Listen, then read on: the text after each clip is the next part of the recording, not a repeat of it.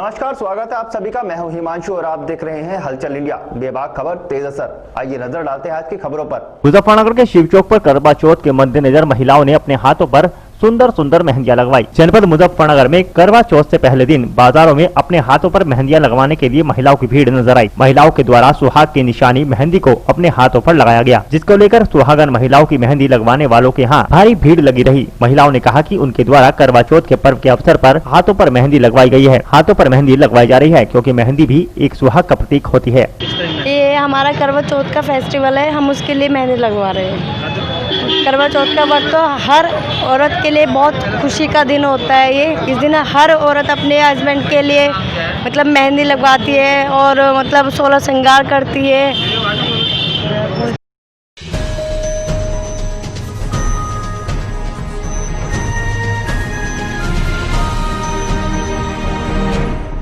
बागपत के सिंघावली अहिर थाना पुलिस ने मुठभेड़ के बाद शातिर वाहन लुटेरों को गिरफ्तार किया है। साथ ही लुटेरों की निशानदेही पर पुलिस ने लूटी गई 15 बाइक भी बरामद की है। पकड़ गए तीनों बाइक लुटेरे बड़े शातिर किस्म के अपराधी हैं, जिन्होंने बागपत, मेरठ, नोएडा, हरियाणा और दिल्ली सहित कई राज्यों में बाइक लूट की वारदात को अंजाम दिया था। फिलहाल पुलिस ने गैंग के 3 लुटेरों को गिरफ्तार कर जेल भेज दिया है और मामले की पड़ताल में जुट गई है। पकड़ गए वाहन चोरों के नाम सौरभ, दीपक और आकाश हैं, जिन्हें सिंघावली अहिर थाना पुलिस ने पिलाना ईंट भट्टी के पास से गिरफ्तार किया है। तीनों बदमाश दिल्ली एनसीआर में बाइक लूट की वारदात को अंजाम दिया करते थे। आज सिंघावली अहिर थाना पुलिस ने मुठभेड़ के बाद इन तीनों को धर दबोचा। फिलहाल पुलिस इनके गिरोह के बाकी सदस्यों की तलाश कर रही है। एडिशनल एसपी बागपत मनीष मिचर ने प्रेस कॉन्फ्रेंस कर बदमाशों के बारे में जानकारी दी। ये आज सुबह सिंघावली अहीर की पुलिस इंस्पेक्टर के नेतृत्व में कार्य कर रही थी। इनको एक बड़ी सफलता मिली है।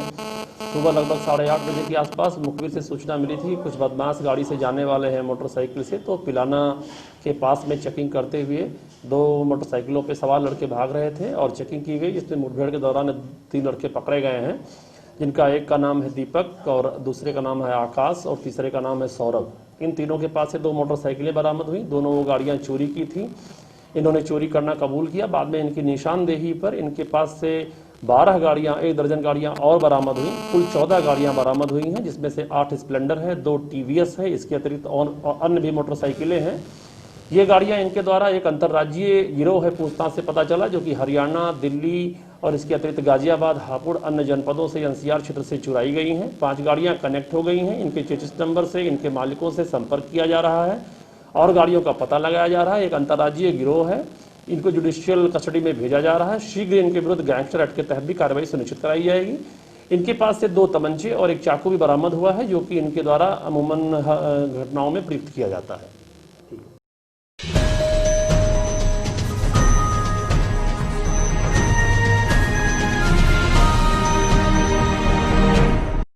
जनपद मुजफ्फरनगर में जनपदीय पुलिस द्वारा 6 वर्षों से जनपद मुजफ्फरनगर में तैनात एएसपी क्यूटिक्स टिंकी के देहांत पर पुष्प अर्पित कर तथा सलामी देकर श्रद्धांजलि अर्पित की गई। एएसपी क्यूटिक्स टिंकी मानव गंध पर कार्य करते थे, जिनके द्वारा अपने कार्यकाल में जनपद मुजफ्फरनगर में हत्या, लूट, चोरी व संगीन धाराओं के 47 अभियोगों का खुलासा किया गया तथा जनपद शामली के 2 हत्या के अभियोगों का भी खुलासा किया गया। एएसपी क्यूटिक्स टिंकी आंतों में हुए इन्फेक्शन के कारण बीमार थी, जिनका इलाज के दौरान जनपद मेरठ में सरदार वल्लभ भाई पटेल हॉस्पिटल में 2 नवंबर की रात्रि देहांत हो गया। पुलिस लाइन में आयोजित श्रद्धांजलि सभा में क्यूटिक्स टिंकी को सभी थाना अध्यक्षों व पुलिस अधिकारियों के द्वारा श्रद्धांजलि दी गई व उन्हें सलामी देकर अंतिम विदाई दी गई।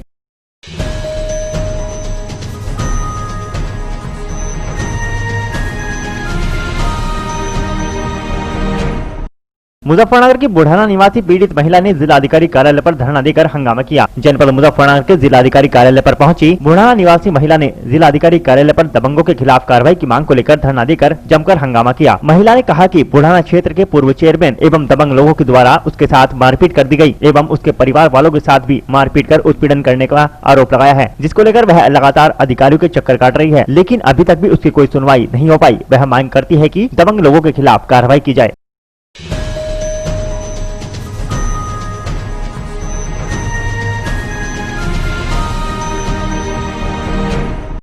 मुजफ्फरनगर जनपद के नई मंडी थाना क्षेत्र के अलमासपुर निवासी पीड़ित परिवार ने जिलाधिकारी कार्यालय पहुंचकर जिलाधिकारी सेल्वा कुमारी जे से इंसाफ की गुहार लगाते हुए कहा कि 31 अक्टूबर को गांव के ही कुछ दबंग लोगों के द्वारा उसके ऊपर लाठी डंडों से हमला कर दिया गया था, जिस पर उसे गंभीर चोटें भी आई थी, जिसकी उन्होंने थाने में रिपोर्ट दर्ज कराई थी, लेकिन अभी तक भी पुलिस द्वारा कोई कार्रवाई नहीं की गई एवं दबंग लोग उसे झूठे मुकदमे में फंसाने को लेकर धमका रहे हैं। उन्होंने मांग करते हुए कहा कि उन्हें सुरक्षा प्रदान की जाए एवं लोगों के खिलाफ कड़ी कार्रवाई की जाए। हमारे साथ घटना हुई जी, जमीन को लेकर मुद्दा उठा रखा जी और उन्होंने मारपीट करी, जबकि पुलिस वाले ले जा रहे थे। जब वे गए नहीं तो हमारे पापा जी वापसी जा रहे थे और उन्होंने मारपीट की, प्लानिंग करके बैठे थे सारे और बुतम बुत्ती और तलब से मारपीट करी और सिर में इंटी रोडे मारे। हमारे 2 लोग घायल है जी, 3 की तो हमारी डॉक्टरी भी नहीं हुई। वे भी क्या कार्रवाई उन पर कार्रवाई सख्त होनी चाहिए जी। पुलिस ने कोई कार्रवाई नहीं की? पुलिस ने कोई कार्रवाई कुछ नहीं हुई जी। क्या चाहते हो? हम तो इंसाफ चाहते हैं जी और उन्हें जेल जाने की वो देते हैं कि जेल में जाए वे। तो पुलिस ने तुम्हारे 151 चालान कर दिया? 151 चालान कर दिया, जबकि मेरे चोट लगी हुई थी और मुझे भी एक रात जेल में काटनी पड़ी। लड़के साथ इससे पहले ही इनके बाप को बैठा लिया पहले वहाँ थाने में, जबकि उनके पैर में रोड पड़ी हुई है, उनके बोल्ट वोल्ट उनके भी पूरा बजाया, हमारे भी पूरा बजाया।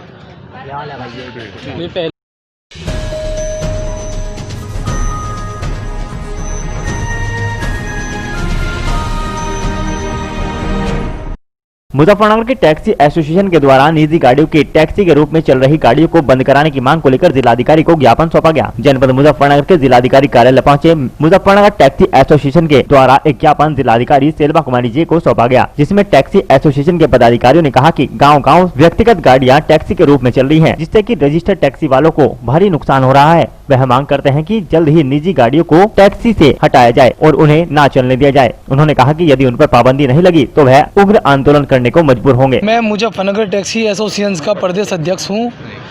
मैंने आज माननीय डीएम साहब को ज्ञापन दिया है, मुख्यमंत्री साहब को भेजने के लिए। मेरा ज्ञापन ये है, हम टैक्सी गाड़ी मालिक टैक्सी ड्राइवर हैं। हमारी मांगे हैं जो मुजफ्फरनगर व मुजफ्फरनगर के आसपास के जो गांव हैं उन पे जो अपनी प्राइवेट निजी गाड़ी टैक्सी में चलाते हैं, वे प्रतिबंधित हैं, पूरे तरीके से मैं प्रतिबंधित हूँ। क्या चाहते हैं आप? हम ये चाहते हैं, जब हम समय पर सरकार को विभिन्न प्रकार के टैक्स देते हैं तो हमारी मांग ये है इस चीज़ को, जो भी ये प्राइवेट निजी गाड़ियाँ ये प्रतिबंधित हों। अगर ये प्रतिबंधित नहीं होता तो हम इसका प्रदर्शन 1 महीने का टाइम दे रहे हैं। चीज़ को मामला किस तरह की दिक्कतें आ रही है आपको? दिक्कत इस तरीके की आ रही है, लॉकडाउन के चलते हुए हमारी गाड़ी कंटिन्यू जब से ही खड़ी हुई है, हम अपनी गाड़ी चला भी नहीं पा रहे और प्राइवेट गाड़ी वालों ने जगह जगह पर टैक्सियों में गाड़ी चला रहे हैं। मैं प्रतिबंधित हूँ। ठीक।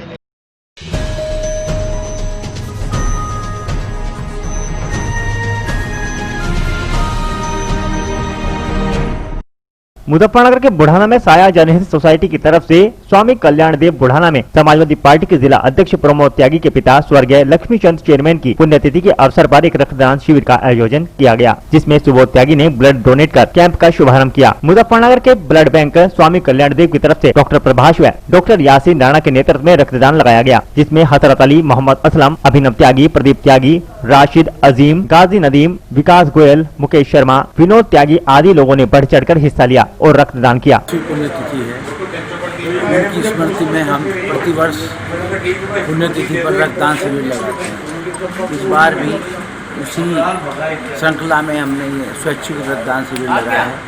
आज डेंगू का सीज़न चल रहा है। डेंगू के सीज़न में रक्त की सबसे ज़्यादा आवश्यकता है, तो नौजवान लोग आ रहे हैं, बड़े उत्साह से रक्त दे रहे हैं। परोपकार का भी कार्य है, इससे हमारे पिताजी की आत्मा जहाँ भी होगी वो संतुष्ट होगी और हम इस तरह के रास्ते में हमें ऊपर वाला शक्ति दे कि हम फिर भी बराबर उनकी स्मृति में इस तरह का पुण्य का कार्य करते रहें, जिससे गरीब निर्धन लोगों को उनका जीवन रक्त के कारण ना जा सके, रक्त के कारण उनका जीवन बचे और इसी तरह हम ये श्रृंखला बराबर बनाए रहेंगे, ऐसा हम विश्वास करें।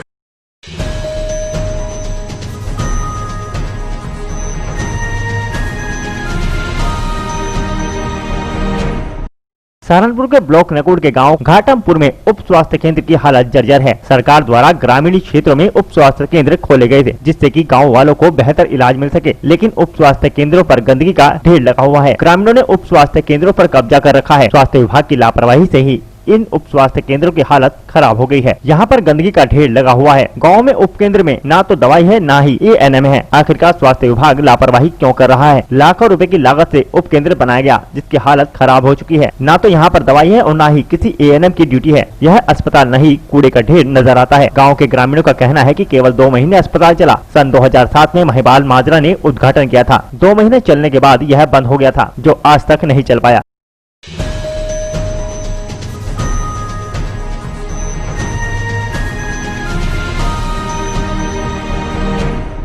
शामली के जलालाबाद से चलकर अपने गांव सोनटा जा रहा बाइक सवार युवक व उसकी बुआ को सामने से आ रहे एक बाइक सवार ने जबरदस्त टक्कर मार दी। टक्कर लगने से मोहसिन गंभीर रूप से घायल हो गया। मामला जनपद शामली के थाना भवन थाना क्षेत्र का है, जहां आज करीब 11 बजे मोहसिन पुत्र मूसा अपनी बुआ के साथ जलालाबाद से चलकर अपने गाँव सोनटा जा रहा था। जैसे ही वह अतर सिंह डिग्री कॉलेज के पास पहुँचा तो सामने से आ रहे तेज गति से बाइक सवार ने उन्हें सामने की टक्कर मार दी, जिसके चलते मूसा व उसकी बुआ बाइक से गिर गए और गंभीर रूप से घायल हो गए। वहीं दूसरा बाइक चालक हादसा देख मौके से फरार हो गया। राहगीरों ने इसकी सूचना पुलिस को दी। पुलिस ने घायलों को थाना भवन CHC में भर्ती कराया, जहां डॉक्टरों ने दोनों घायलों को गंभीर हालत के चलते जिला चिकित्सालय रेफर कर दिया। आज सुबह हमारे पास एक मरीज आया है जिसका नाम मोहसिन है।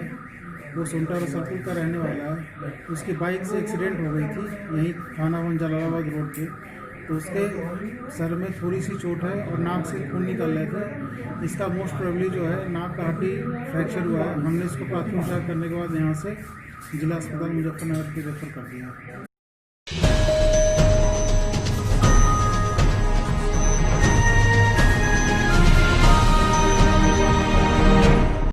अमरोहा के हसनपुर के सफदलपुर सुमाली में ग्रामीणों ने बच्चों के उज्जवल भविष्य को लेकर मतदान का बहिष्कार किया और 12 बजे तक वोट नहीं किए, जिससे अधिकारियों में हड़कंप मच गया। आपको बता दें कि तहसील क्षेत्र के गांव सफदलपुर सुमाली में 7 किलोमीटर के सड़क निर्माण को लेकर ग्रामीणों ने मतदान का बहिष्कार किया। पिछले कई दिनों से उन्होंने बहिष्कार किया हुआ है, जबकि आज 3 नवम्बर को गाँव में रिक्त हुई नौगामा विधानसभा सीट से उपचुनाव के दौरान मतदान स्थल पर मतदान किया जाना था, लेकिन ग्रामीणों ने लगातार मतदान बहिष्कार जारी रखा। आज मंगलवार दोपहर 12 बजे तक एक भी वोट ग्रामीणों ने नहीं डाला। बताया जा रहा है कि गांव से हसनपुर जाने के लिए 15 किलोमीटर का सफर तय करके जाना पड़ता है, जबकि गांव से हसनपुर की दूरी सीधे रास्ते से मात्र 7 किलोमीटर की है। उन्होंने कहा कि 10वीं 12वीं के बच्चे पास होने के बाद डिग्रियां लेने के लिए डिग्री कॉलेज जाते हैं और हसनपुर एवं आसपास में ही डिग्री कॉलेज होने के कारण 15 किलोमीटर की दूरी तय कर नहीं जा पाते। रास्ते में उनको प्रताड़ित किया जाता है, इसलिए ग्रामीणों ने सड़क निर्माण न होने के कारण मतदान का बहिष्कार किया। गाँव के लोगों की कुछ अपने ग्रीवांसेज हैं, तो उनसे अनुरोध किया गया है कि अपने मताधिकार का प्रयोग करें और लोकतंत्र की जो सबका जो अधिकार दिया गया है संविधान का, उसका सभी लोग सदुपयोग करें। तो क्या इसीलिए अब तक कितनी पोलिंग यहाँ पे हुई है? अभी मैं बूथ पे नहीं पहुंचा, भी मैं गाँव वालों। तो क्या सिर्फ बाइकाट किया गया था ग्रामीणों के द्वारा? हाँ, गाँव वालों को अपने कुछ ग्रीवांसेज थे, उन्होंने कहा है, उसको हम दिखवा रहे हैं। चलो रुक जाइए।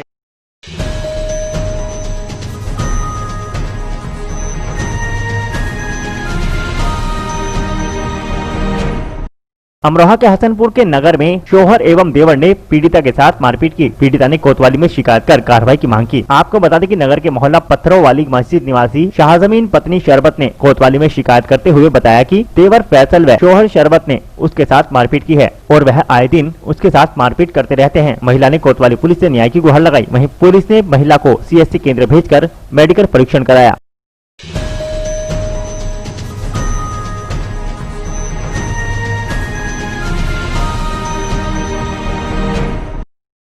आज के बुलेटिन में इतना ही। कल फिर होंगे हाजिर कुछ नई और ताजा खबरों के साथ। देखते रहिए हलचल इंडिया, बेबाक खबर तेज असर।